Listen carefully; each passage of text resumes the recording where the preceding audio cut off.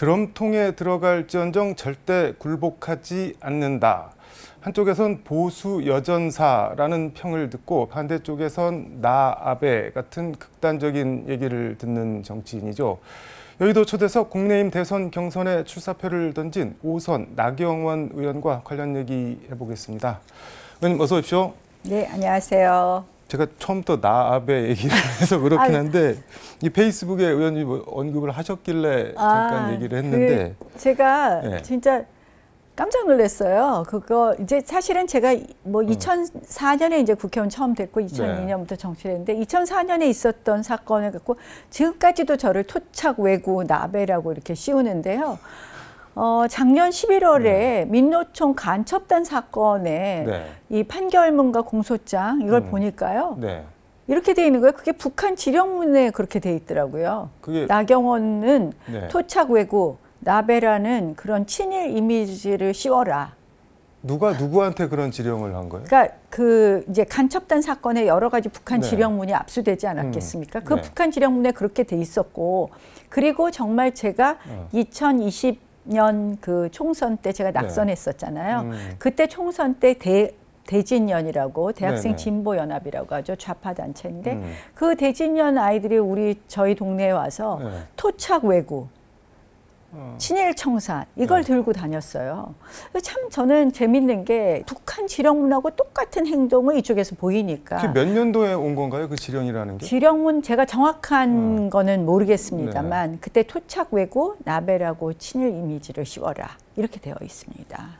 그래서 저는 사실은 이게 뭐 정말 옛날 이야기를 계속 끊임없이 저를 친일이라고 하는 것이 어떻게 보면 굉장히 의도된 그런 조직적이고 의도된 뭔가가 있겠구나 했는데 그 지령문 보고 깜짝 놀랐습니다. 근데 그 페이스북 말씀을 해주셔서 나를 향해 이렇게 거짓 선동을 하는 데는 이유와 목적이 있을 거다라는 글을 남기셨는데 그 이유나 목적이 그럼 뭐가 있을까요? 저는 사실은 제가 이제 이번에 출마 선언을 하면서도 체제 전쟁이라고 생각한다 이런 말을 했습니다. 그 체제 전쟁이라는 것이 다른 것이 아니라 대한민국의 자유민주주의를 조금이라도 흐트러뜨리는 거거나 법치주의를 파괴하는 것에 대해서는 저는 단호히 맞서야 된다고 생각을 했고요. 그래서 때로는 나다르크라는 말을 듣는데 때로는 그것으로 인해서 아마 상당히 공격이 되지 않나 이런 생각이 듭니다. 일단 지금 여러 말씀을 해주셨는데 일단 대선 후보 등록 마쳤는데 출마의 변 다시 좀 들어보도록 하겠습니다. 거꾸로 됐네요. 정말 저는 지금 이 대한민국이 아주 중요하고 민감한 시기라고 생각을 합니다. 그 속에서 이제 대한민국이 다시금 뛰어서 그 145 프로젝트라고 말을 했습니다. 이 소득 4만 불 올리고 잠재 성장률 1% 올리고 소득 4만 불 수준 그리고 G5 강국을 만들어야 된다.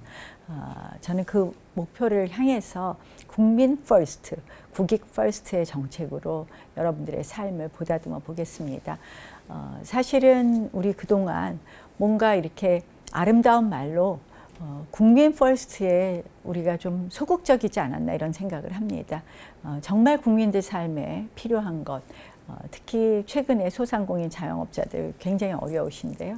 이런 소상공인 자영업자들을 비롯한 국민 지갑 든든하게 지키는 것부터 시작하겠다는 말씀 드리겠습니다. 근데 어제 인스타그램에 드럼통에 들어가 계신 사진을 올려서 엄청 화제가 됐는데 드럼통에 들어갈지언정 굴복하지 않는다. 이 어디 지하 주차장 같은데 이거 어딘가요? 저희 국회의원회관 주차장이고요. 근데 무슨 뜻으로 올리신 건가요? 민주당의 모 후보의 그 젊은 사람들 사이의 별명이 드럼통인 건 아실 겁니다. 모 후보? 이재명 후보 별명이 드럼통입니다. 아, 드럼통인가요? 네, 그래서 젊은 사람들은 그렇게 호칭하던데요. 이 또 그 모 영화에 보면 드럼통이 굉장히 무서운 상징 아닙니까? 드럼통에 뭔가를 파묻죠. 저는 드럼통에 파묻혀도 진실은 밝혀진다 이런 얘기를 쓰기도 했는데 사실은 이재명 후보에 대해서 많은 뭐 범죄 혐의가 있고 재판을 받는다 이런 이야기들 많이 하는데 대부분 무섭다. 네. 이재명 후보가 되면 공포 정치가 되는 것 아니야 이런 불안감들이 있습니다. 정말 생각해 보십시오. 의회도 막강한 권력을 다 가지고 있는데요. 200석 가까이. 이제 대통령까지 된다 생각을 해보십시오. 근데 이재명 후보는 평소 뭐라고 말했습니까? 권력은 잔인하게 써야 된다. 이런 말도 했었습니다. 굉장히 무서운데 네. 그 드럼통하면 많이들 그 영화를 생각하더라고요. 이재명 후보가 그 재판하는 것과 관련된 사건의 관계자들이 한 7명이나 유명을 달리했는데 하는 그런 이야기들도 하고 하면서 이 공포 정치를 많이 얘기를 해요. 그래서 저는 그런 어떤 헌법 가치를 흔드는 공포 정치가 있다면 단호히 맞서겠다 이런 말씀입니다. 그 문구를 보니까는 드럼통 정치 비정상적 사회 바로 잡겠다 이런 말씀을 썼던데 그게 그러면은 이 대표 정치를 지칭을 한 건가요? 예, 잘 상상해 보십시오. 근데 출마 선언문에서